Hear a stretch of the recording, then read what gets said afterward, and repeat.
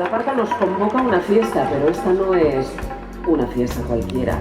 Se trata del reconocimiento y homenaje a todos los niños y niñas que habéis participado en este curso en el programa de mentoría social Urrechindorra. Amole, amo como el niña kodara. Bulnango kulahep, ramal boiram, tep tep tep. Arrazakeria cumple 30 años este año.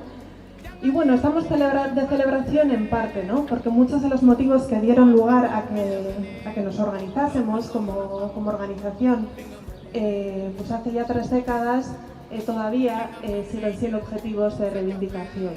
Ahora mismo están concentradas nuestras compañeras también en el Ayuntamiento de Donosti, bueno, pues en una denuncia también, ¿no? a una ley de refugio, de asilo, que no siempre es todo lo acogedora que creemos que tiene que ser para que las personas puedan salir de países que están en guerra, en desplazamientos por emergencia climática. Vem Magalenha Rojão, traz a lenha pro fogão, vem fazer armação.